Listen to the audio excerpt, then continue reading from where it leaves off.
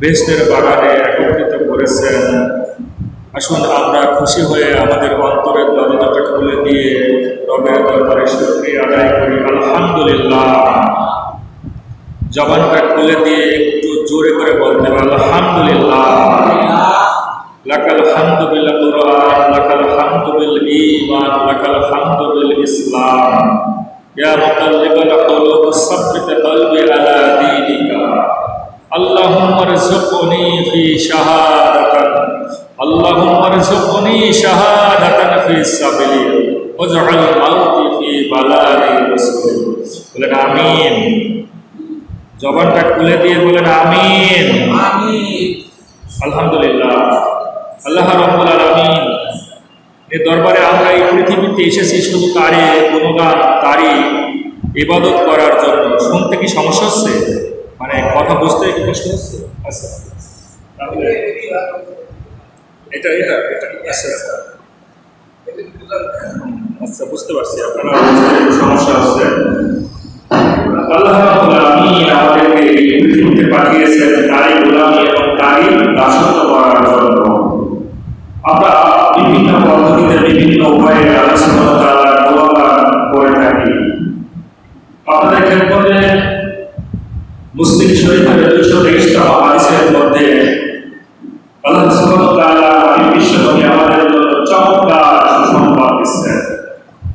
কোন মানুষ যদি বলে আলহামদুলিল্লাহ, আল্লাহ তাআলা বলেন আল্লাহুল মিসান, তাহলে কেউ যদি খুশি হয়ে নিকল দিহি তার অন্তর থেকে বলে আলহামদুলিল্লাহ, তাহলে আল্লাহ তাআলা বলেন কিয়ামতের ময়দানে যখন আমাদের আমল নামাগুলো ওই পরিমাপ করা হবে, সেই আমলের পরিমাপের জায়গাটা সবই আল্লাহ পরিপূর্ণ করে দেবে।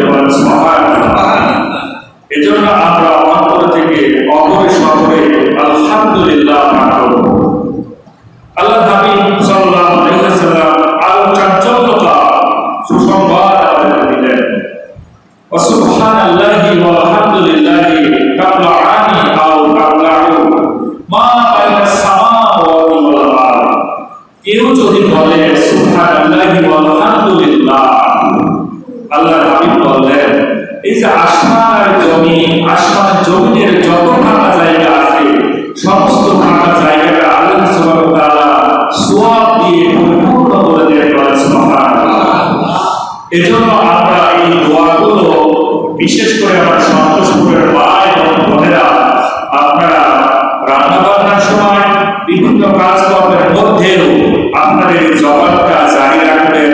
আলহামদুলিল্লাহ, সুবহানাল্লাহি ওয়া বিহামদিহি ওয়া সুবহানাল্লাহি ওয়া আলহামদুলিল্লাহ, এই এইগুলো আমরা পাঠ করব। তাহলে আল্লাহ রাব্বুল আলামিন আমাদের উপর খুশি হয়ে যাবে, ঠিক না?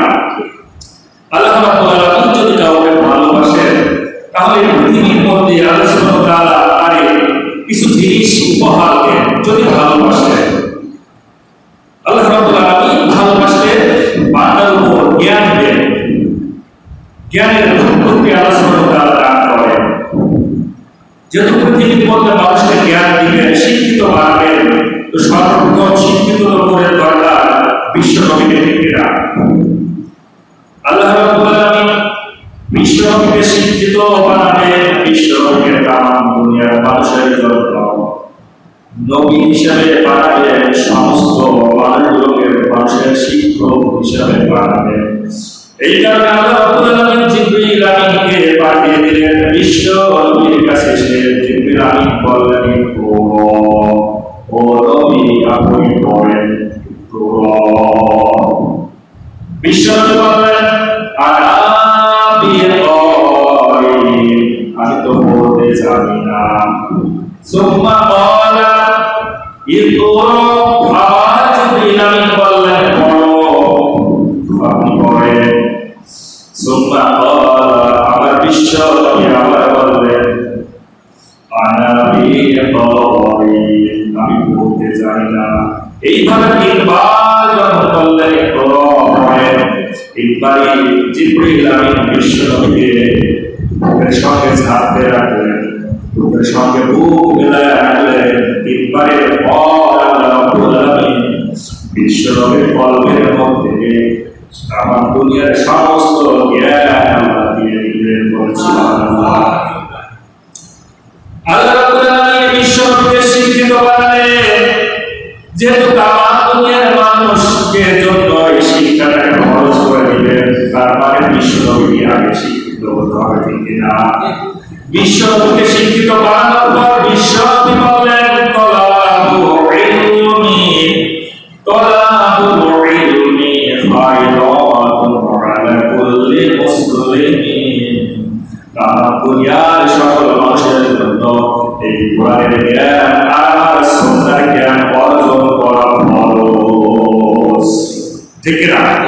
তামাম দুনিয়ার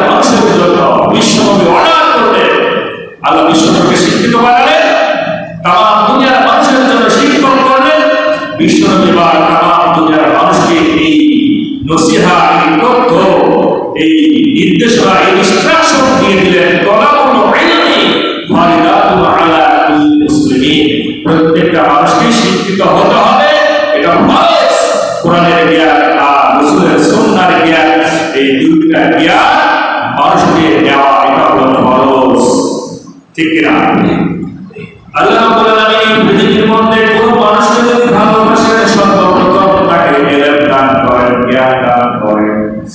আমরা যদি কোরআনুল কারীমের দিকে তাকাই, সূরা বাকারা দ্বিতীয়তম সূরা বাকারার 269তম আয়াতে কারিমার মধ্যে আল্লাহ তাআলা বলেন, ইউতিল হিকমা মান ইয়াহকুমা মান ইয়াশা ওয়া মান ইউতাল হিকমাতা ফাকাদ উতিয়া খায়রান কাসীরা ওয়া মা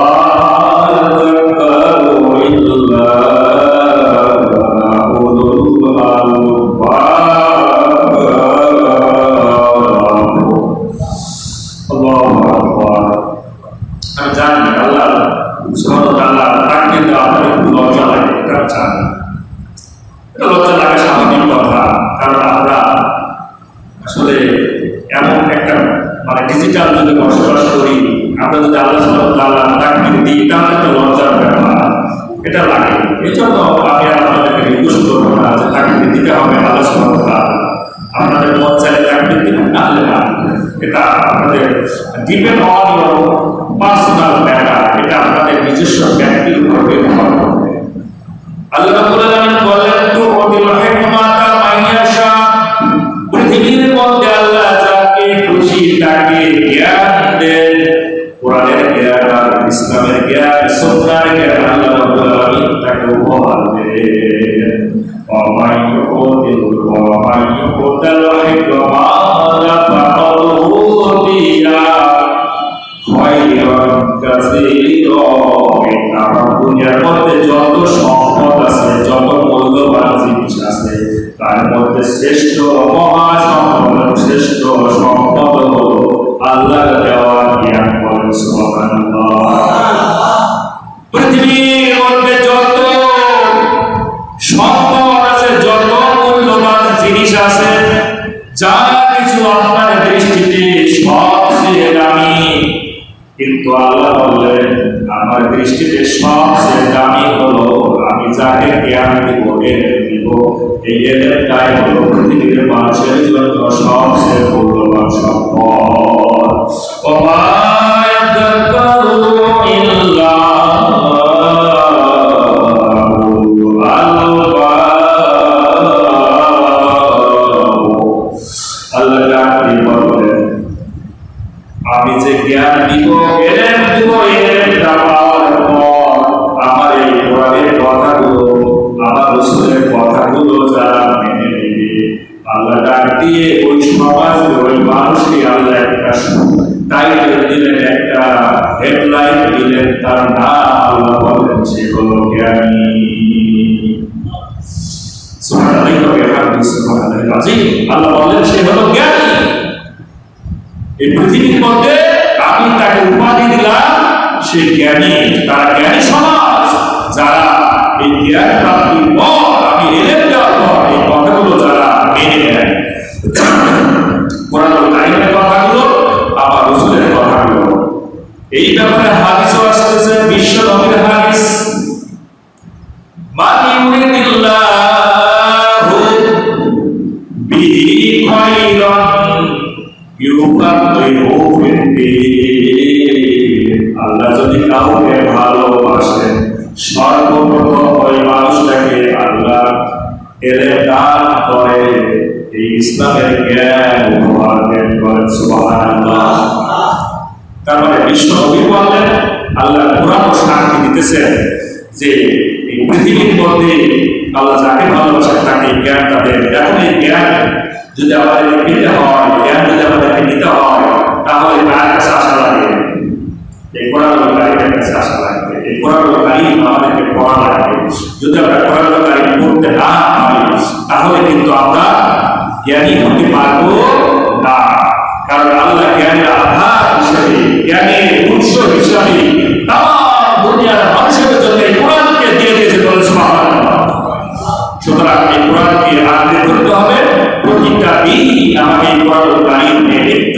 হলেও গবেষণা চালিয়ে যেতে হবে। এই কাজটা আমরা আজকের সমাজে করি না। আমরা অভিভাবক আমাদের সন্তানদেরকেও এই শিক্ষাটা দিই না, এই কারণে যে এই কোরআনের জ্ঞান দিতে গেলে তার যে টেক্সট বুক, তার দুনিয়ার যে সিলেবাস, এখান থেকে হয়তো সে একটু বিরত হয়ে যাবে, তার সময়ের লস হয়ে যাবে। এই কারণে এই কোরআনের জ্ঞানটা মানুষ নিজে নিতে এবং তার আহার পরিবার পরিজনকে এই কোরআনের জ্ঞান দিতে, কোরআনের জ্ঞান অর্জন করার জন্য উদ্বুদ্ধ করতে তারা দ্বিধাবোধ করে, ঠিক না? না হলে যে কোরআন আপনাকে সাক্ষ্য দিবে, আজ হাদিসের মধ্যে নাই বললাম এই কোরআন যদি আপনাকে সাক্ষী দেয়, আল্লাহর কাছেও আপনি জান্নাতে চলে যাবেন একেবারে আনন্দ করতে করতে, বলেন সুবহানাল্লাহ। আর এই কোরআন যদি আপনার বিরুদ্ধে চলে যায়, এই কোরআন আপনার বিরুদ্ধে যদি চলে যায়, আপনি হাসতে হাসতে তো দূরের কথা, যতই কান্নাকাটি করেন না কেন, আপনার জন্য ওই জাহান্নাম বরাদ্দ হয়ে যাবে, ঠিক কিনা? অথচ এই কিতাবুল্লাহ, আল্লাহর কিতাবকে আজ আমরা রেখে দিয়েছি। আমি আপনাদের মধ্যে যে কথাগুলো বলতেছি, দেখেন এই জ্ঞান যাকে আল্লাহ দিয়েছেন তাদের দৃষ্টান্ত যদি আমরা নিই, এর মধ্যে আমরা যদি আমাদের ইমামদের কথা চিন্তা করি, তামাম দুনিয়ার মধ্যে চারজন ইমাম, ইমামে আজম আবু হানিফা রাহমাতুল্লাহ আলাইহি এত জ্ঞান দিয়েছিলেন। ইমামে মালিক, ইমামে শাফি, ইমামে হাম্বলি, এই চারজন তামাম দুনিয়ার সকল মানুষের জন্য চার ইমাম, বলেন সুবহানাল্লাহ। আল্লাহ রাব্বুল আলামিন ইমামে আজম আবু হানিফা রাহমাতুল্লাহ আলাইহি এত জ্ঞান আল্লাহ দিয়েছিলেন, তার একটা নিদর্শন, তিনটা উদাহরণ আছে, যদি আমরা একবার খেয়াল করি।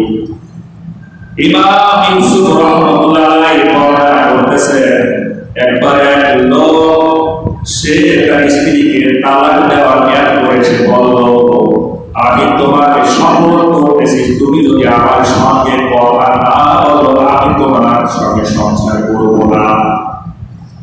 জিদের বশে, রাগের বশবর্তী হয়ে লোকটা তার স্ত্রীকে বলল, যদি তুমি আমার সঙ্গে কথা না বলো, আমি তোমার তালাক দিব। তোমাকে সর্বপ্রথম আমার সঙ্গে কথা বলা লাগবে। এবার স্ত্রীও জেদ ধরলো, স্ত্রীও রাগের বশবর্তী হয়ে বলল, আপনিও যদি আমার সঙ্গে কথা না বলেন, আমিও তোমার সঙ্গে কথা বলবো না। দুজনই একটা বিশাল জেদের মধ্যে পড়ে গেল। এই বিষয়টা আলেমদের সমাজে চলে গেল। ইমামে আজমের সময় সবচেয়ে বড় আলেম ছিলেন তখন হযরতে সুফিয়ান সাওরি নামক একজন ইমাম ছিলেন। তিনার কাছে যখন বিষয়টা চলে গেল, সুফিয়ান সাওরি রাহমাতুল্লাহ আলাইহি সিদ্ধান্ত নিল, যদি তোমরা কথা বলো তাহলে তোমাদের প্রতিজ্ঞা ভঙ্গ হয়ে যাবে, স্বামী স্ত্রী আবার অপূর্ণ থাকবে। কিন্তু কেউ কথা বলে না। এই বিষয়টা যখন ইমামে আজম আবু হানিফা রাহমাতুল্লাহ আলাইহির দরবারে চলে গেল, ইমামে আজম সমস্ত কথা শোনার পর লোকটাকে বলল, যাও তুমি তোমার স্ত্রীকে নিয়ে সংসার করো, সমস্যা নাই।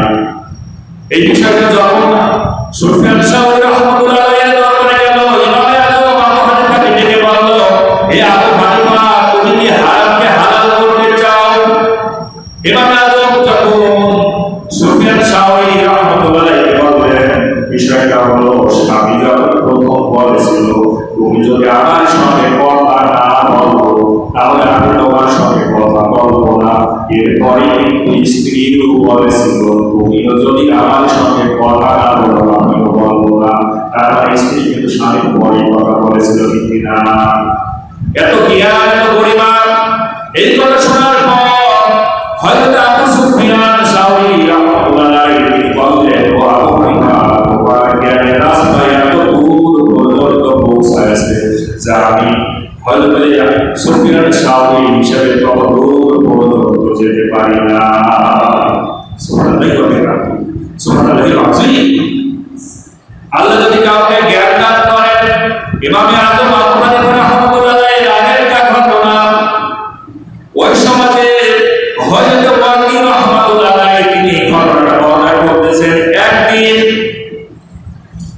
বিশেষ করে আবু হানিফা রাহমাতুল্লাহ আলাইহি হযরত আবু সুফিয়ান জাকির ইবনে জিয়াদ এবং হাসান ইবনে সালিহ এই ধরনের ইমামদেরকে একটা মানুষ দাওয়াত দিলেন বিবাহ অনুষ্ঠানে। এই ইমাম বলে যখন ইমাম মানুষগুলো যখন দাওয়াত দিতে গেলেন, যাওয়ার পর ওই বাসার মালিক ইমামদেরকে বললেন, আমার সন্তান একটা বড় ভুল করে ফেলেছে, তোমরা একটা সমাধান করে দাও। কি ভুল করেছে? ওই সময় একজনের দুইটা সন্তান আরেকজনের দুইটা কন্যাকে বিবাহ দিয়েছিলেন।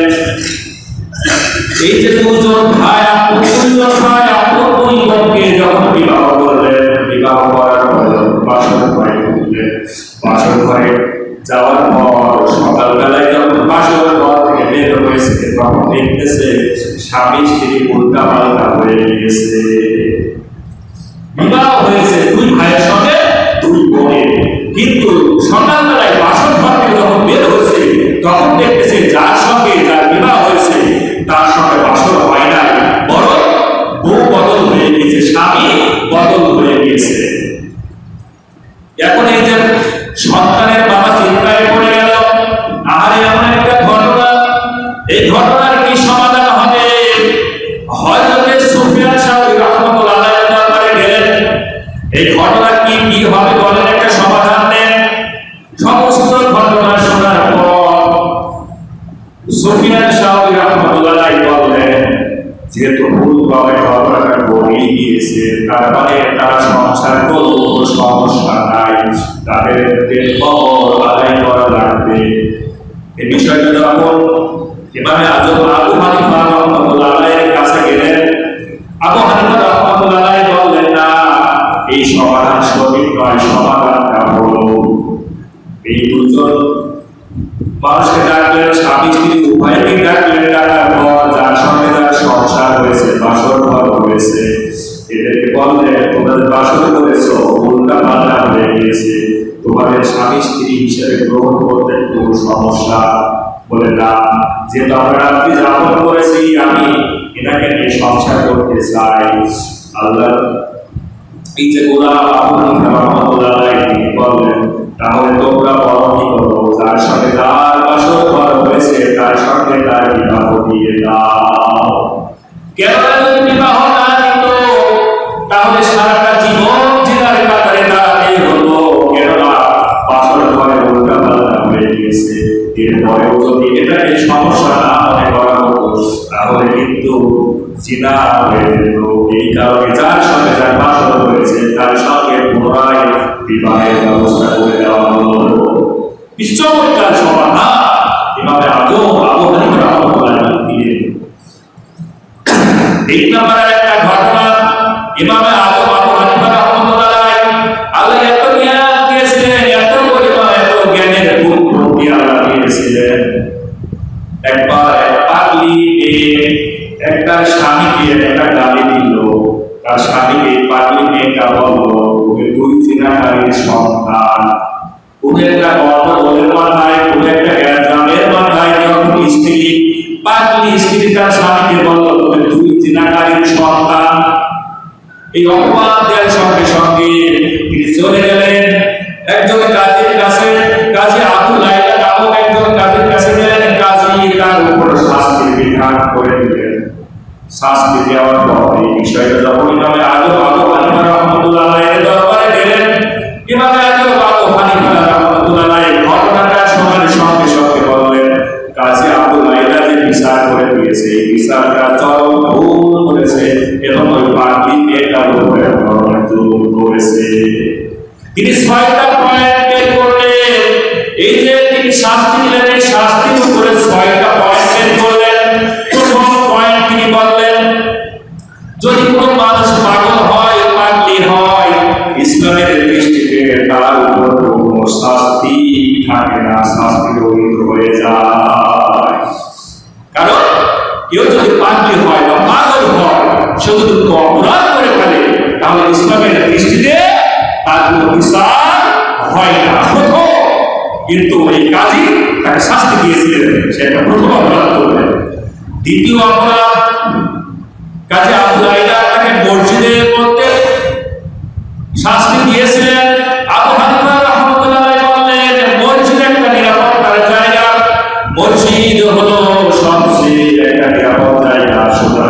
এই নিরাপদ জায়গায় কোনো মানুষকে শাস্তি দেওয়া যায় না।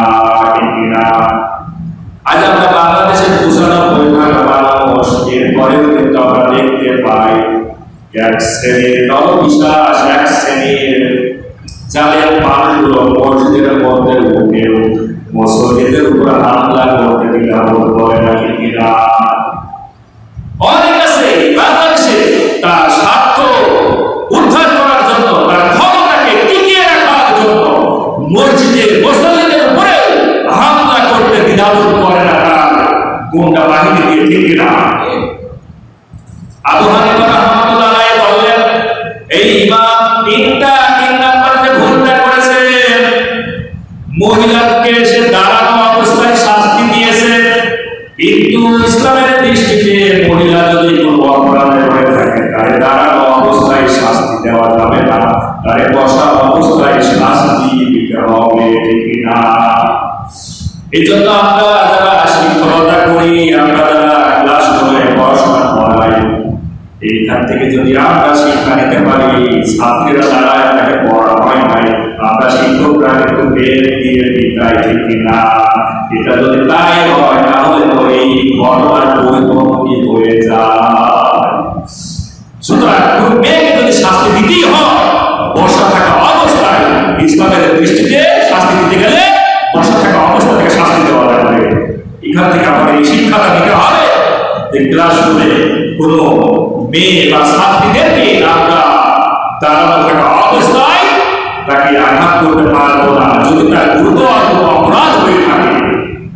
4 নম্বরে ভুল করেছিলেন ইমাম আযম আবু হানিফা রাহমাতুল্লাহ আলাইহি, তিনি বললেন যেহেতু পাগলি মেয়েটাই একটা শব্দ দিয়ে অপবাদ দিয়েছিল, তুমি 2 জিনাকারীর সন্তান, একটা শব্দ দিয়ে সে অপবাদ দিয়েছিল, কিন্তু কাজী আবু লাইলা তাকে 2 বার শাস্তি দিয়েছিলেন। এটা ছিল পরিপন্থী।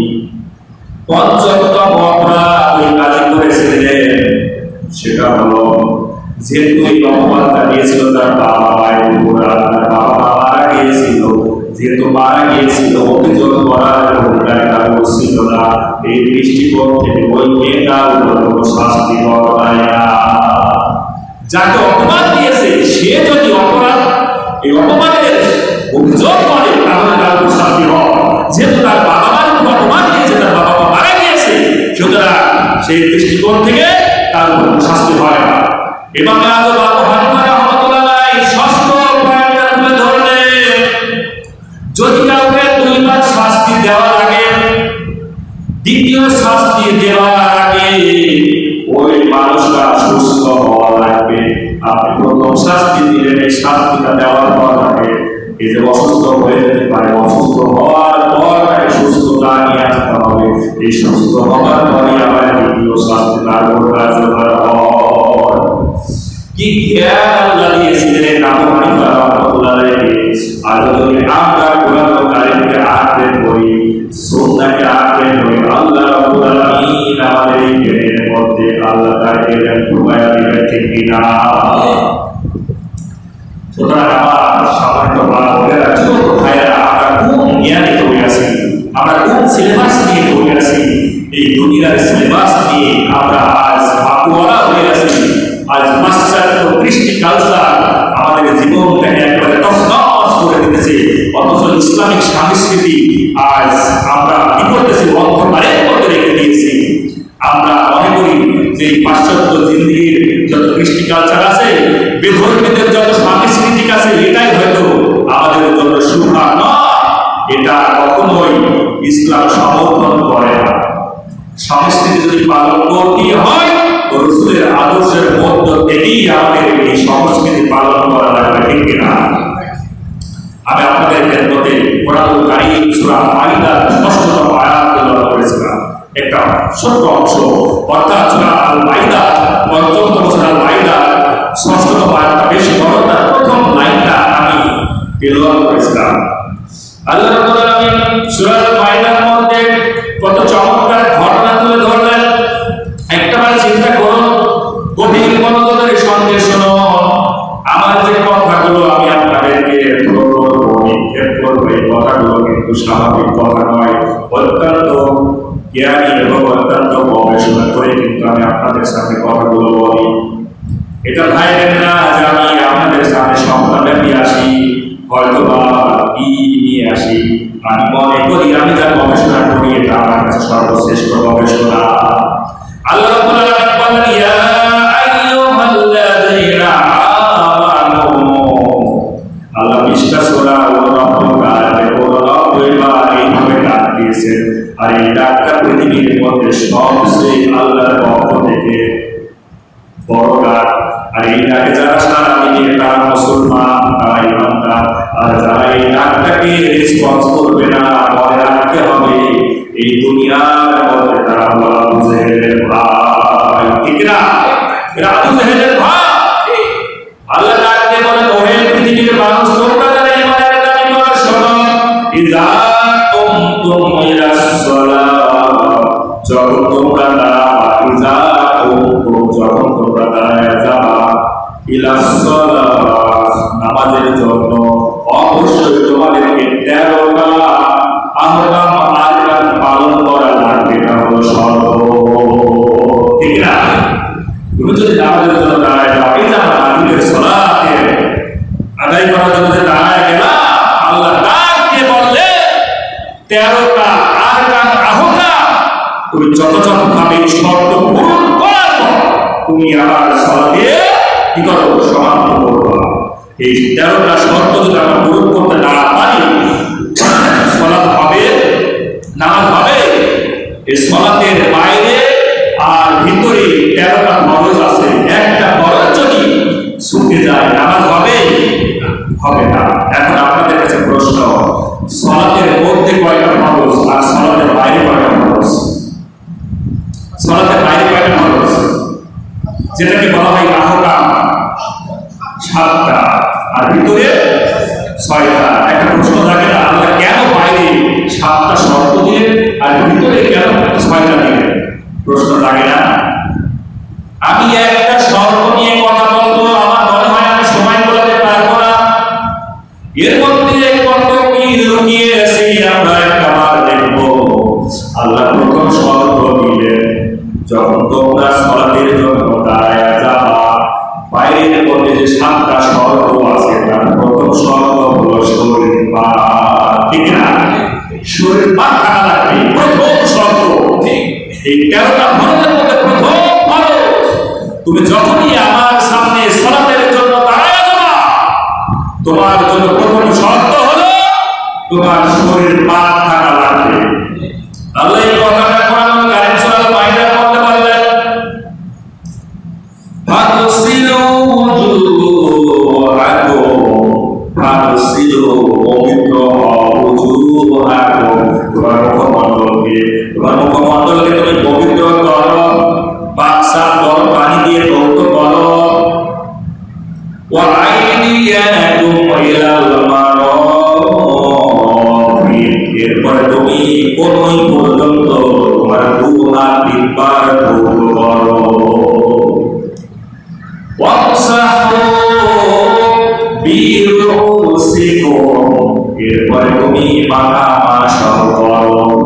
ওয়া আরজুলুকুম ইলাল কাবাইন,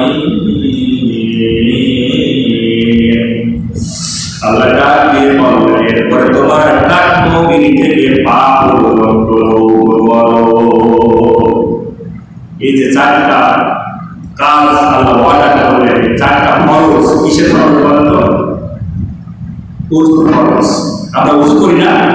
এই ওযু করতে গেলে 4টা ফরজ যদি একটা বাদ হয়, ওযু হবে? হবে ওযু? হবে না। এই 4টা ফরজ যখন আমরা আদায় করি, তখন আমি সালাতের পূর্ব শর্ত হলো ওযু করা। তারপর আমি পবিত্র হলাম সালাতের জন্য। আমি সালাতের জন্য কি হলাম? পবিত্র হলাম। আল্লাহ তাআলা বলেন, ওয়া ইন কুনতুম জুনুবান ফাতাহহারু, যদি তুমি অপবিত্র থাকো, জুনুবান মানে অপবিত্র থাকো, তুমি তাড়াতাড়ি পবিত্র হয়ে যাও পানি দিয়ে তুমি পবিত্র হয়ে যাও। ওয়া ইন কুনতুম মারদা, যদি তুমি অসুস্থ হও, আও আলা সাফারিন, যদি তুমি সফরে থাকো, আও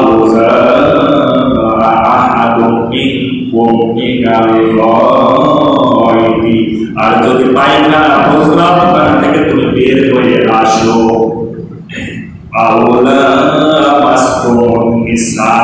আর যারা বিবাহিত স্ত্রী সহবাস করার পর তোমরা কি করবা? স্ত্রী সহবাস করে ফেলেছ, এবার আল্লাহ বলেন তোমরা পবিত্র হও। আর এই পবিত্র হওয়ার জন্য আমাদেরকে পানি ব্যবহার করা লাগবে। কোনো কারণে যদি পানি না থাকে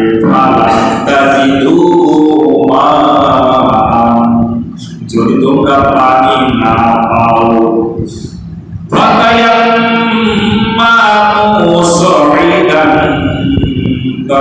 তাহলে মাটি দিয়ে তোমরা আরম্ভ করো। এটা কার বিধান? আল্লাহ বলে দিলেন তুমি তোমার মুখমণ্ডলকে এই মাটির উপরে হাত দিয়ে মুখমণ্ডলটাকে তুমি মাসহ করো। কি করো? মাসহ করো। এরপরে বললেন আর তোমার দুহাতে একবার কি করো? মাটি দিয়ে স্পর্শ করো। এটা হলো তোমার জন্য কায়াম। বলেন সুবহানাল্লাহ। এই যে বিধানটা দিলেন, এটা মানে আপনি পবিত্র হওয়ার জন্য এই যে ফরজ, প্রথম ফরজ হলো শরীরের পাক। এই শরীরের পাক, এই পাক যদি আপনি না হতে পারেন তাহলে সালাত আদায় করা যাবে? সালাত কি হবে? হবে না। এর জন্য সালাত আদায় করার জন্য আমাদের কিন্তু এই বিধানগুলো লাগবে। আল্লাহ রাব্বুল আলামিন এই কারণে তাম দুনিয়ার মানুষগুলোকে বললেন তোমরা যারা ঈমানের দাবি করো অবশ্যই 13টা ফরজ তোমাদের পূরণ করা লাগবে। আমরা কিন্তু সাদা বাটা ভাবে জানি শরীর পাক, জায়গা পাক, কাপড় পাক, সফর ঢাকা এইভাবে কিন্তু বড়রা মুখস্থ করে বলে দিই, কিন্তু এর মধ্যে কি এমন জিনিস লুকিয়ে আছে আমরা কিন্তু আজ খুঁজে খুঁজে বের করবো। আল্লাহ কেন নামাজের বাইরে 7টা আহকাম দিলেন আর নামাজের ভিতরে কেন 6টা আহকাম দিলেন, এগুলো কিন্তু আমরা বের করবো ইনশাআল্লাহ। প্রথমে আল্লাহ বলেন শরীর পাক মানে পবিত্র হও, অর্থাৎ কিতাবুত তাহারাত পবিত্রতা অধ্যায়। এই পবিত্রতা অধ্যায় নিয়ে আমি একটা নয়, দুইটা নয়, অনেকগুলো গ্রন্থের সময় আমি পড়াশোনা করেছি। এই পবিত্রতার মধ্যে কি লুকিয়ে আছে আমরা একটার পর একটা কিন্তু খুঁজে বের করবো। আল্লাহ পবিত্রতার ব্যাপারে কোরআনুল কারীমের মধ্যে 2টা শব্দ দিয়েছেন, নামাজের ব্যাপারেও কিন্তু শব্দ দিয়েছেন। একটা হলো তাহরা, এই শব্দটা আল্লাহ কোরআনুল কারীমের মধ্যে 18টা সূরা 26টা আয়াতে 31 বার আল্লাহ তাহরা শব্দটা দিয়েছেন। বলেন সুবহানাল্লাহ। আরেকটা শব্দ হলো তাইয়্যিবা, তাইয়্যিবা মানে পবিত্র। এই শব্দটা আল্লাহ কোরআনুল কারীমের মধ্যে 10টা সূরা 15টা আয়াতে 16 বার আল্লাহ দিয়েছেন। বলেন সুবহানাল্লাহ। এরপরে হলো জুনুব, জুনুব মানে অপবিত্র। আরেকটা শব্দ আছে হাদাস, হাদাস মানে অপবিত্র।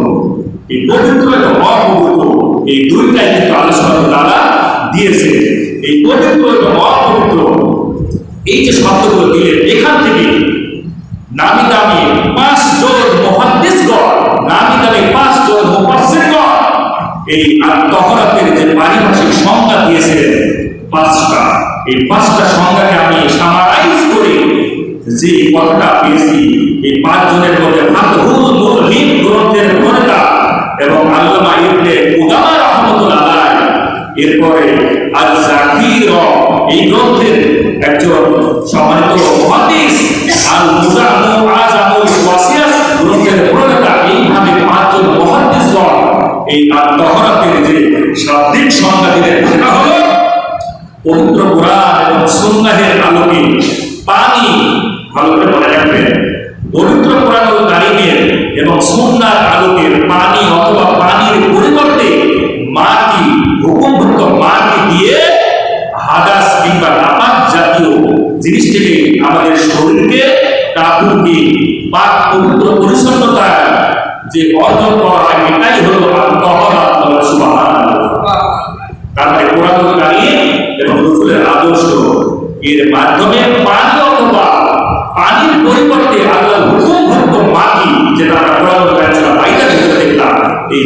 জিনিস দিয়ে হাদাস বা নাপাক থেকে আমাদের শরীর, আমাদের পোশাক এগুলোকে পরিষ্কার পরিচ্ছন্নতা করার জন্য অর্জন করা হয়। এটাই হলো আর তাহরা বলেন সুবহানাল্লাহ। এই তাহরাতের ব্যাপারে 7 জন দামি দামি মুফাসসিরগণ 7টা প্রকারভেদ দিয়েছেন। একটা নয়, দুইটা নয়, 7 জন দামি দামি মুফাসসিরগণ 7 ভাবে এই তাহরাতে মানে শ্রেণীকরণ করেছেন, প্রকারভেদ করেছেন। এর মধ্যে আল্লাহ মোল্লা আলী কারি রহমাতুল্লাহ তিনি বললেন 2 প্রকার। আমি শুধু নামগুলো বলতেছি, দেখেন। এরপর ইমাম শাফিঈ রহমাতুল্লাহ এর মধ্যে 2 প্রকার, ইমাম শাফিঈ ইমাম মালিকের মধ্যে এই তাহরাত হলো 2 প্রকার। শাহ ওয়ালিউল্লাহ মুহাদ্দিস দেহলভী রহমাতুল্লাহ বলছেন তাহরাত হলো 3 প্রকার। এছাড়া কেউ কেউ বলতেছে, ইমাম গাজ্জালী রহমাতুল্লাহ বলতেছেন এই তাহরাত হলো 4 প্রকার। এইভাবে 7 জন মুহাদ্দিসগণ তিনারা যেভাবে এই তাহরাত মানে পবিত্রতার শ্রেণীকরণ করেছে, এই শ্রেণীকরণগুলোকে আমি সামারাইজ করে আমি পেয়েছি যে কোরআন এবং সুন্নাহর আলোকে এই তাহরাত এটা 2 ভাগে বিভক্ত। কয় ভাগে বিভক্ত? 2 ভাগে বিভক্ত। এই 2 ভাগে বিভক্ত, একটা হলো জান এবং আরেকটা হলো মাল। এই 2টা পবিত্র যদি আমরা করতে না পারি তাহলে কিন্তু আমরা জান্নাত পাবো না। কোরআন এবং সুন্নাহর আলোকে এবং 7 জন মুহাদ্দিসগণের যারা এই বিভক্ত করেছেন, শ্রেণীকরণ করেছেন পবিত্রতাকে, আমি সামারাইজ করে 2টা ভাগ পেয়েছি। একটা হলো জান মানে মানবের পবিত্রতা, আর একটা হলো মালের পবিত্রতা। বলেন সুবহানাল্লাহ। এই যে জান এবং মাল, আল্লাহ রাব্বুল আলামিন কোরআনুল কারীমের মধ্যে জান এবং মালের ব্যাপারে কিন্তু বলেছেন, ইন্নাল্লাহা আশতারা মিনাল মুমিনিনা আনফুসাহুম ওয়া আমওয়ালাহুম বিআন্না লাহুমুল জান্নাহ। আল্লাহ বলেন, আমি জান আর মাল তোমার কাছ থেকে কিনে নিব, আর বিনিময়ে আমি তোমাদেরকে জান্নাত দিব। তাহলে আল্লাহ আমাদের কাছ থেকে কি কি কিনতে চায় বলেন? জবাবটা খুলে দিয়ে বলতে হবে, আল্লাহ আমাদের কাছ থেকে কি কি কিনতে চায়? কি ব্যাপার? আমার কান পর্যন্ত আপনাদের কথা আসতেছে না। তার মানে এই কোরআনের ময়দানে আসলে কি আমাদের কর্ম কিনা হয়ে যায়, যখন আমরা কিন্তু অন্য জায়গায় কথা বলি তখন কিন্তু শব্দ অত্যন্ত দুর্লভ হয়। আল্লাহ কি বিনিময়ে আমাদেরকে জান্নাত দিবে? কিসের বিনিময়ে? জান এবং মাল।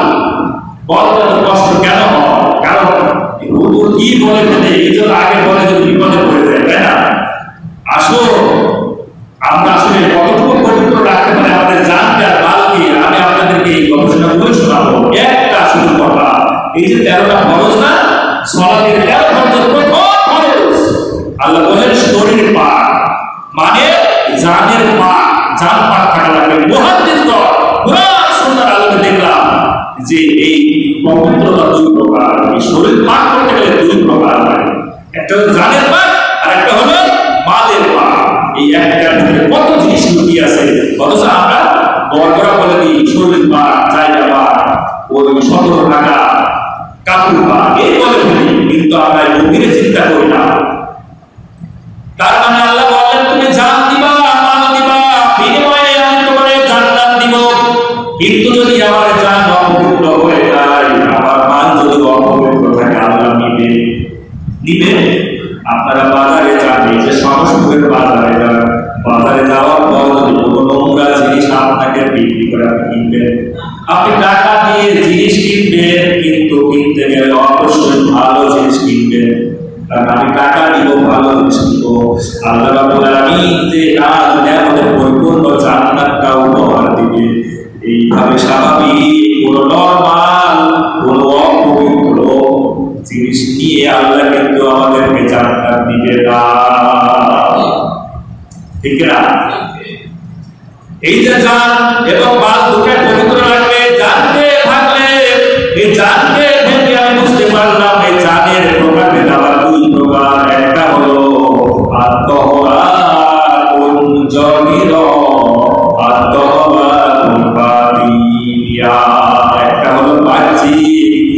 পবিত্রতার একটা হলো ভিতরের পবিত্রতা। সুবহানাল্লাহ। আমি কিন্তু আস্তে আস্তে বলতেছি আমাদের মধ্যে এই যা আমাদের দেহ পবিত্র বলতেছে আল্লাহ, আপনি শর্টকাট মুখস্থ করে ফেললেন না। এই জান পবিত্র, আপনার দেহ পবিত্র দুইটা ভাগে বিভক্ত। একটা হলো যদি আপনি বাহ্যিক পবিত্রতা অর্জন করতে চান, আল্লাহ রাব্বুল আলামিন বলেন পানি মাটি দিয়ে আপনি ওযু গোসল আর তায়াম্মুমের মাধ্যমে আপনার বাহ্যিক আপনি পবিত্রতা করতে পারেন। ঠিক না? আমাদের বাহ্যিক, আমার এই কাপড়, আমার বাহ্যিক এই জিনিসটাকে যদি পবিত্র করতে চাই, পবিত্র করার জন্য পবিত্র কারণ হিসাবে দুইটা জিনিস লাগে। একটা হলো পানি আর একটা কি মাটি। এই কথা কে বলেছে? আল্লাহ। ফালাম তাজিদু মাআ, যদি পানি না পাও, আল্লাহ বলছে ফালাম তাজিদু মাআ, যদি তুমি পানি না পাও, ফাতায়াম্মামু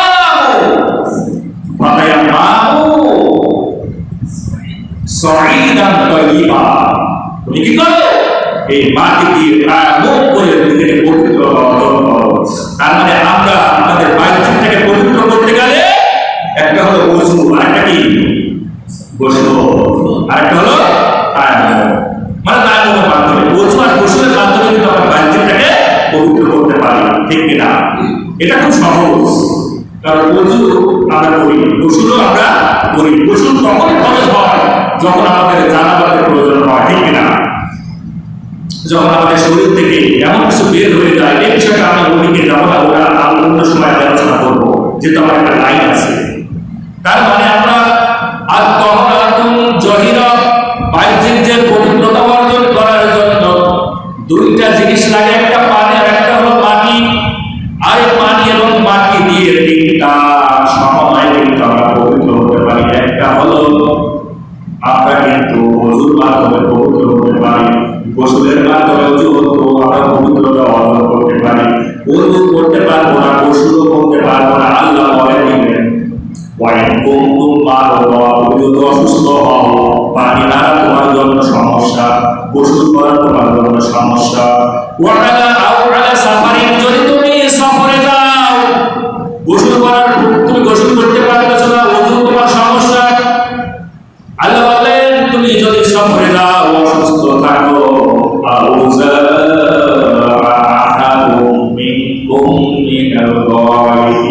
অথবা পায়খানা প্রস্রাব করাতে যদি বের হও, এরপরে স্ত্রী সহবাস করেছো, এই যে কাজগুলো তুমি করে ফেলেছো, কিন্তু পানি তোমার জন্য কষ্ট। আল্লাহ বললেন তুমি মাটি দিয়ে তায়াম্মুম করে নিজের বাহ্যিকটাকে তুমি পবিত্রতা রাখো। বলেন সুবহানাল্লাহ। আল্লাহ কেন এত চমৎকার দিলেন? আল্লাহ কিন্তু বললেন মা ইউরিদুল্লাহু লিয়াজআলা আলাইকুম, আল্লাহ কিন্তু আমাদের সংকীর্ণতা চান না। আলাইকুম মিন হারাজি, আল্লাহ কিন্তু আমাদের মধ্যে যারা আমরা সংকীর্ণতায় পড়ে যাই, এটা কিন্তু আল্লাহ চান না। আল্লাহ কিন্তু আমাদের সুবিধার জন্য চাই। ঠিক না? তার মানে আমরা বাহ্যিকটা পেয়ে গেলাম, এবার আমরা তাহারাতুল বাতিনিয়া, আপনার ভিতরের পবিত্রতা প্রয়োজন। আর এই ভিতরের পবিত্রতা অর্জন করতে গেলে আল্লাহ রাব্বুল আলামিন বলেন হালাল উপার্জন, হালাল খাবার তোমার খাওয়া লাগবে। ঠিক না? হালাল খাবার খাওয়া লাগবে। দেখেন একটা শুধু একটা, এই 13টা ফরজের মধ্যে একটা ফরজ যে শরীর পাক, এই শরীর পাকের কথাগুলোর মধ্যে কত জিনিস লুকিয়ে আছে। আল্লাহ সূরা বাকারা দ্বিতীয়তম সূরা বাকারার 168তম আয়াতে বললেন ইয়া আইয়ুহান নাসু কুলু মিম্মা ফিল আরদি হালালান তাইয়্যিবা, তুমি যদি তাইয়্যিবা করতে চাও অবশ্যই হালাল খাবার তোমার ভক্ষণ করা লাগবে। তামাম দুনিয়ার মধ্যে আল্লাহ হালাল খাবার দিয়েছেন। আল্লাহ বললেন গোলাম, পৃথিবীর মানুষ তোমরা হালাল খাবার খাও। এত মানুষকে বলেন, এবার আল্লাহ ডাক দিয়ে বললেন ইয়া আইয়ুহাল্লাযীনা আমানু কুলু মিন তাইয়্যিবাতি মা রাযাকনাকুম ওয়াশকুরু লিল্লাহি ইন কুনতুম ইয়্যাহু সত্যি যদি তুমি আমার গোলামি করতে চাও আর মসজিদে যদি তুমি সালাত আদায় করতে চাও, প্রথম শর্ত যে তোমার শরীর পাক, এটা যদি তুমি করতে চাও অবশ্যই তোমাকে হালাল খাবার খাওয়া লাগবে, হালাল পবিত্র খাবার লাগবে। এই কথা পবিত্র সত্যি আল্লাহ বললেন, কাউকে ছাড় দেয় নাই। সূরা মুমিনুন 23 সূরা মুমিনুনের 51 নম্বর আয়াতের ভিতরে আল্লাহ বললেন, ইয়া আইয়ুহার রাসূল কুলু মিনাত তাইয়্যিবাত ওয়া আমালু সালিহা ইন্নী বিমা তা'মালুন আলীম। আল্লাহ ডাক দিয়ে বলেন, ও হে নবী রাসূল, তোমরা কিন্তু হালাল খাবার খাওয়া, পবিত্র খাবার খাওয়া। সত্যি যদি তোমরা আমারই গোলামি করতে চাও, সালাত যদি তোমরা সত্যিকার অর্থে পালন করতে চাও, প্রথম তোমাদেরকে কি করা লাগবে? শরীর পাক যদি করতে হয়, হালাল খাবার তোমার খাওয়া লাগবে, এর বিকল্প কিছু নেই। তাহলে বোঝা গেল যে বাহ্যিক পবিত্রতা আর অভ্যন্তরের পবিত্রতা, এর মধ্যে কত জিনিস লুকিয়ে আছে। কারণ হালাল খাবার খাওয়া লাগবে। আমাদের দেহের মধ্যে একটা জিনিস আছে, সমস্ত দেহ কিন্তু অপবিত্র হয়ে যায় না। একটা জিনিস যদি অপবিত্র হয়ে যায়, তাহলে গোটা শরীরটা কিন্তু অপবিত্র হয়ে যায়। আর এই একটা জিনিস কিন্তু অপবিত্র হয়ে যায় দুইটা কারণে, দুইটা ভাগে ভাগ করা যায়। আল্লাহর হাবিব বিশ্ব নবীর ছাত্র, প্রিয় ছাত্র নোমান ইবনে বশীর রাদিয়াল্লাহু তাআলা আনহু বর্ণনা করলেন, রাওয়াহু বুখারী, বুখারীর হাদিস 52 নম্বর হাদিস। আল্লাহ রাসূল বলেন, আলা মনে রেখো, জেনে রেখো, শুনে রাখো, ওয়া ইন্না ফিল জাসাদিল মুদগা, তোমাদের দেহের মধ্যে একটা মুদগা আছে, এক টুকরা মাংস আছে, মুদগা আছে। ইজা সলাহাত সলাহাল জাসাদু কুল্লুহু, ইজা যখন সলাহাত মানে পবিত্র হয়ে যায়। আল্লাহ রাব্বুল আলামিন বললেন, ইজা সলাহাত যখন পবিত্র হয়ে যায়, সলাহাল জাসাদু কুল্লুহু, দেহের প্রত্যেকটা টুকরা, প্রত্যেকটা অঙ্গ আমার পবিত্র হয়ে যায়। সুবহানাল্লাহ। বুঝতে পারলেন? আল্লাহ রাসূল বললেন, একটা টুকরা, একটা মুদগা, একটা মাংসের টুকরা যদি পবিত্র হয়, পুরো শরীরটা আমার পবিত্র হয়ে যায়। আল্লাহ রাসূল আমার বললেন, ওয়াইজা ফাসাদাল জাসাদু কুল্লুহু, আর যদি তোমার শরীরের ওই মাংসের টুকরাটা অপবিত্র হয়ে যায়, পুরো শরীরটাই তোমার পছন্দ হয়ে অপবিত্র হয়ে যায়। ঠিক কিনা? আল্লাহ রাব্বুল আলামিনের হাবিব সাহাবীদেরকে জিজ্ঞেস করলেন, ও আমার সাহাবীরা, তোমরা কি বলতে পারো ওই মুদগার নাম কি? ওই মুদগা, ওই মাংসের টুকরাটার নাম কি? আল্লাহ রাসূলের ছাত্রগুলো রাসূলের দিকে তাকিয়ে রইলেন আর বললেন, আল্লাহ এবং তার রাসূল সবচেয়ে ভালো জানে এই অর্থটা। আল্লাহর হাবিব বিশ্ব নবী বললেন, আল্লাহ ওই জায়গাটার নাম হলো কবর। ওই জায়গাটার নাম কি? কবর। আমরা তো মনে করেন যে বাংলাদেশে 1.5 লক্ষ পীর আছে, 1.5 লক্ষ পীর আছে, পীরের কাছে গেলে হাত সহজ করে দিয়ে আমার কলকের মধ্যে সব পবিত্র করে দেয়, আমি যত কিছু হালাল খাবার আর হারাম খাবার জায়গা ঠিক না আছে না? অনেকেই আছে। আমাদের খলিশাকুড়িতে এক জায়গাতে 5 পীরের দরবার শরীফ, আপনারা গেছেন আমি জানি না। আর যদি কখনো মেহেরপুরে যান, দেখবেন খলিশাকুড়ির আগে ডান সাইডে লেখা আছে 5 পীর দরবার শরীফ। এক জায়গাতে 5 পীর। আমরা ছোটবেলায় ওয়াজ শুনতাম যে কোনো আলেম ওলামা যদি এক রুমে রাখা যায়, সকালবেলা দেখা গেল কেউ ওই মেডিকেল হাসপাতালে, কেউ কুষ্টিয়া হাসপাতালে, কেউ ঢাকা সিএমএইচে, কেউ কলকাতায়, বিভিন্ন জায়গায় এই মানুষগুলো মানে চিকিৎসা দিতে যাবে, মানে এক রুমে থাকে মারামারি করে। আমি চিন্তা করি 5 পীর এক জায়গায় থাকে কি করে? চিন্তা করলাম এবং একদিন আমি ওদের সাক্ষাৎ দেওয়ার জন্য গেলাম, যেটা জিজ্ঞেস করি আসলে এদের অ্যাক্টিভিটিস কি।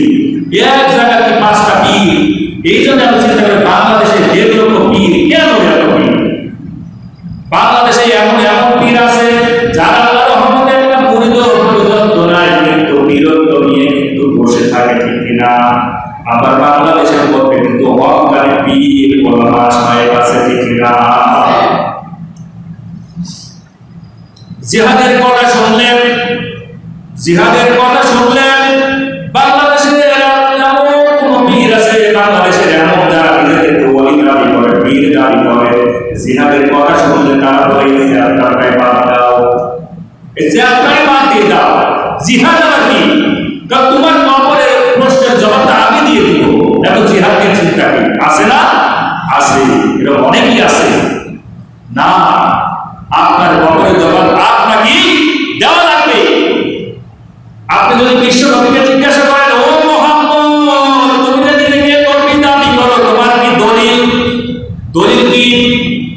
আল্লাহ রাব্বুল আলামিন বললেন, ইন্না আরসালনাকা বিল হাক্কি বাশীরাও ওয়া নাযীরা। আমি যে মুহাম্মদকে কোরআন দিয়েছি, এটা হলো দলিল। আমি মুহাম্মদকে নবী বানিয়েছি, বাশীরাও ওয়া নাযীরা, এটা হলো দলিল, ঠিক কিনা? পৃথিবীতে যে যত পয়গম্বর এসেছে, প্রত্যেকটা পয়গম্বরের পেছনে আল্লাহ কিন্তু দলিল সেট করে দিয়েছেন, ঠিক কিনা? আমি যদি আপনার ভাষা দখল করতে চাই, নিশ্চয় আমার কাছে কিন্তু দলিল থাকা লাগবে, ঠিক কিনা? আজকের বাংলাদেশের আমরা যারা পীর দাবি করি, আমরা যারা ওলি দাবি করি, আপনি একটা প্রশ্ন করবেন, আপনি যে নিজেকে ওলি দাবি করেন, পীর দাবি করেন, আপনাকে বলা লাগবে আপনার দলিল কি?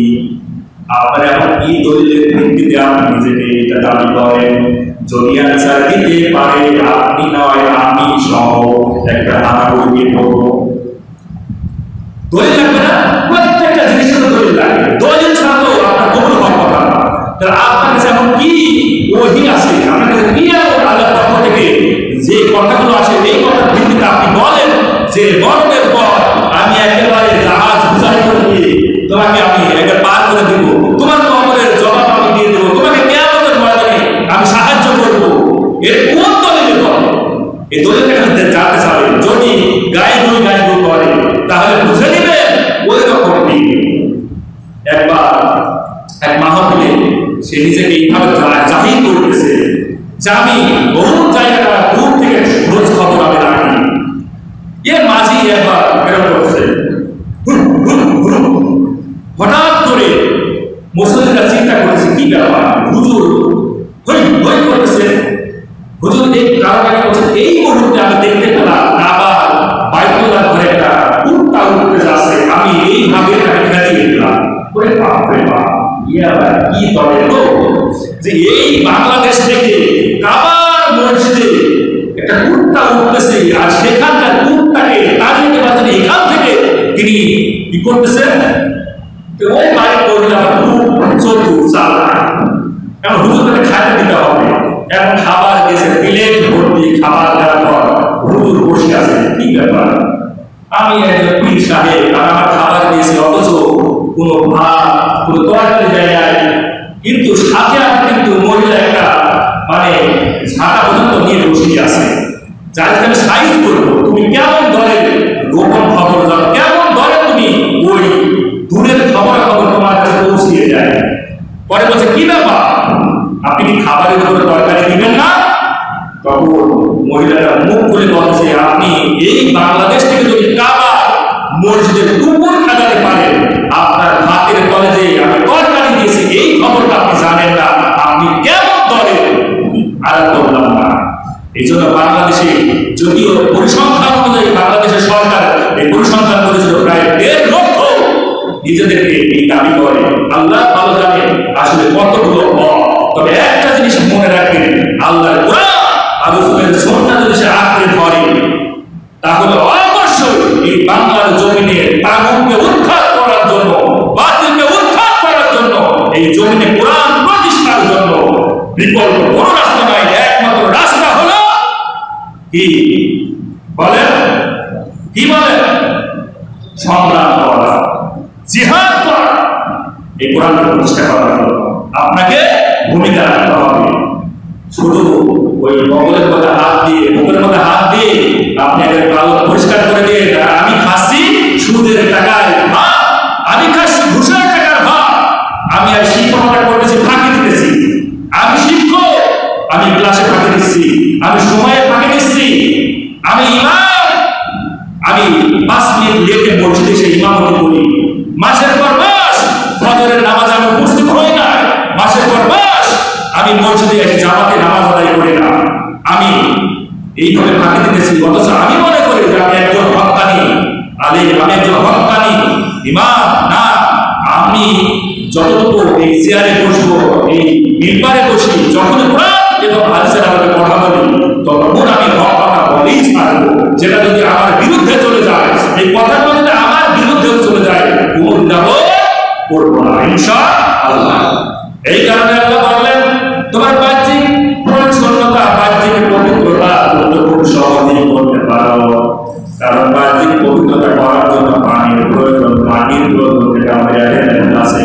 কিন্তু ভিতরের কলম, ভিতরের ওই এক টুকরা মাংস যদি আমাদের পবিত্র করা লাগে, অবশ্যই হালাল খাবারের কোনো বিকল্প নাই। ঠিক না? হালাল খাবার খাওয়া লাগবে।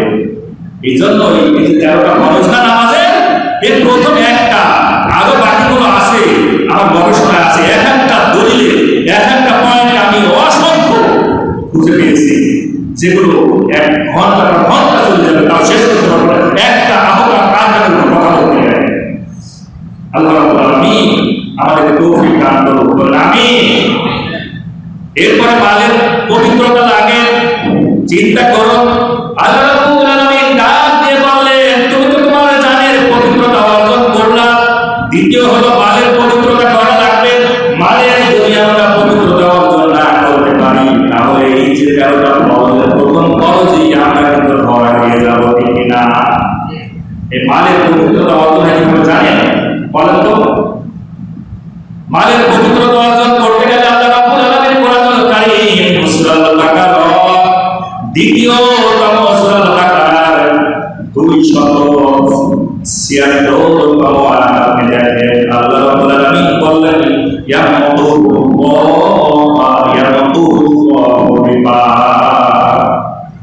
আল্লাহ বলেন, আমি সুদকে ধ্বংস করে দিই,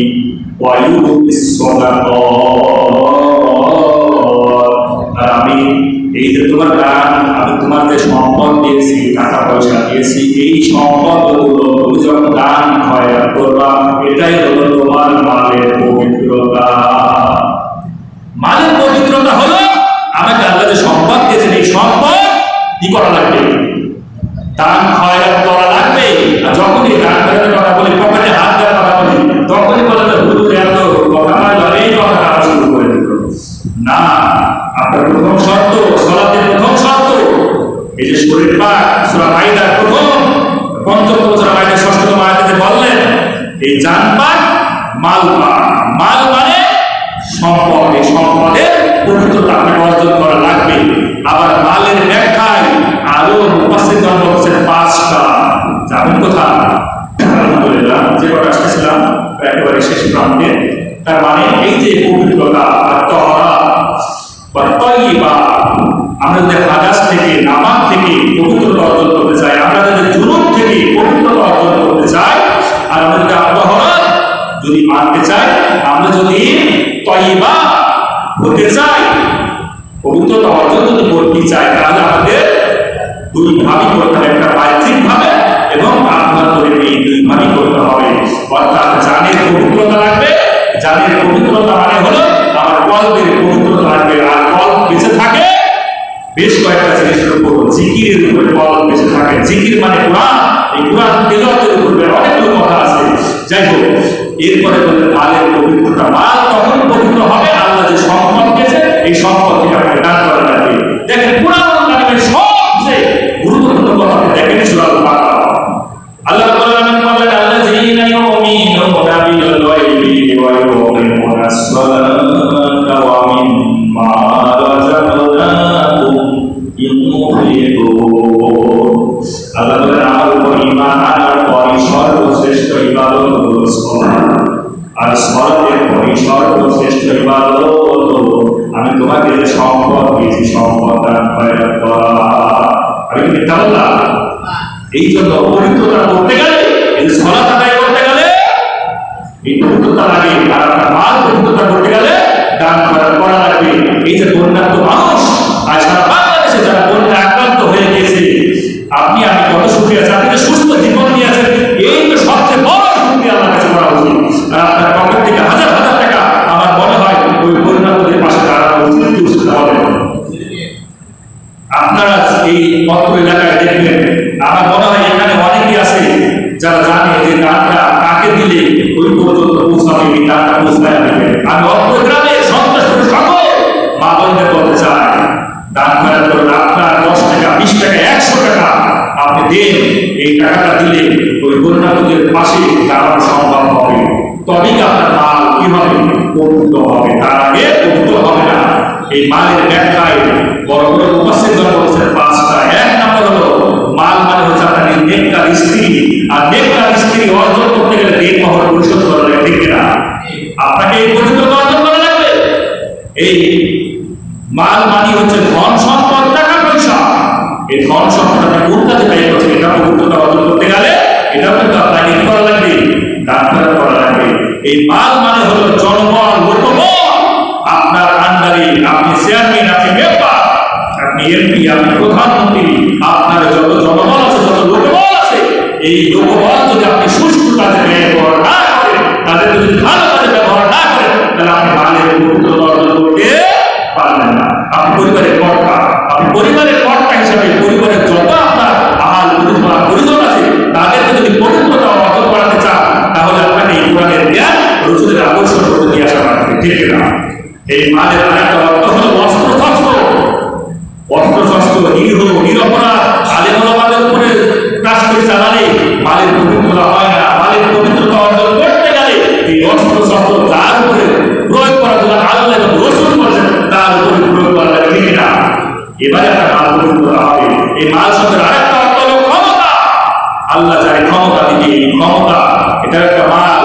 আর এই মালকে যদি আপনি সুষ্ঠুভাবে এর পবিত্রতা অর্জন করতে চান, তাহলে বাতিলের বিরুদ্ধে আপনার ক্ষমতা প্রয়োগ করা লাগবে, তাগুতের বিরুদ্ধে আপনার ক্ষমতা প্রয়োগ করা লাগবে, আপনাকে সুদের বিরুদ্ধে ক্ষমতা প্রয়োগ করা লাগবে, ঘুষের বিরুদ্ধে প্রয়োগ করা লাগবে। যারা এই সমাজকে, এই দেশকে অস্থিতিশীল করতে চায়, যারা এই দেশকে একেবারে ওই বিধর্মীদের আইন দিয়ে, মানুষের বানানো আইন দিয়ে এই দেশটাকে যারা শাসন করতে চায়, তার বিরুদ্ধে আপনাকে কি করতে হবে, এই ক্ষমতা প্রয়োগ করা লাগবে। এটাই হলো মালের পবিত্রতা। সুবহানাল্লাহ। কত জিনিস লুকিয়ে আছে, কথা তো বলতেই পারলাম না। আল্লাহ রাব্বুল আলামিন আমাদের তৌফিক দান করুন, আমিন। আজকের আলোচনা থেকে এতটুকুই আমরা জানতে পারলাম যে 13টা ফরজ নামাজের প্রথম ফরজ হলো কি, শরীর পাক।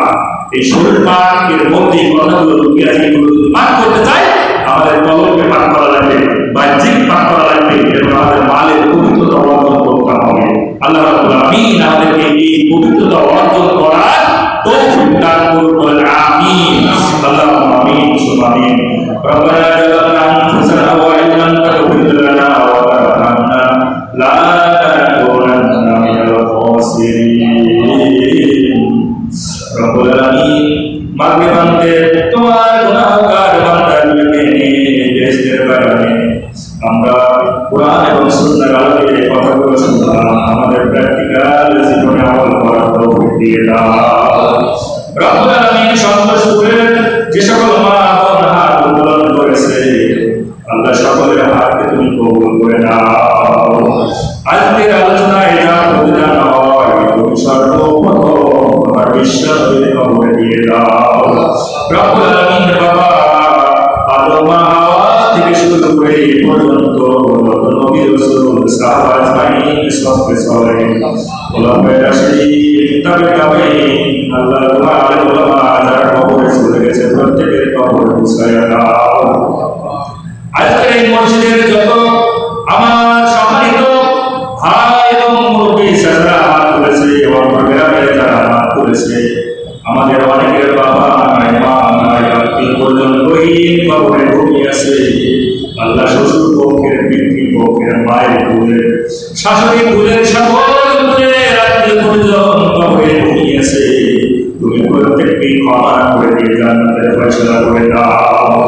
রব্বুল আলামিন, তামাম দুনিয়ায় কাফেররা মাথা ছাড়া দিয়ে উঠেছে, মুসলমান মুসলমানদের উপর নির্যাতন নিপীড়ন করতেছে। রব্বুল আলামিন সকল মুসলিম উম্মাহকে এক করে কাফেরদের উপর বিজয় করে দাও। আল্লাহ রাব্বুল আলামিন বাংলাদেশের 10টা জেলা ঘুরে গেছে, 36 লক্ষ পানি বন্দী ছিল। আজ পর্যন্ত হয়তো আরো অনেক লক্ষ লক্ষ মা বোনেরা কষ্টের মধ্যে আল্লাহ আছে। আমরা কত ভালো আছি, সুখে আছি, শান্তিতে আছি। আল্লাহ তোমার কাছে ওই সকল শত শিশু বাচ্চা আত্মীয় পরিজন তাদের জন্য দোয়া করি, এই বন্যার হাত থেকে তুমি হেফাজত করো। সকল প্রকার বিপদ থেকে আল্লাহ আপনার জমিনের সকল মানুষগুলোকে হেফাজত করো। রব্বুল আলামিন খাদ্যের পর্যাপ্ততা তুমি দিয়ে দাও, ধন সম্পদের পর্যাপ্ততা তুমি দিয়ে দাও।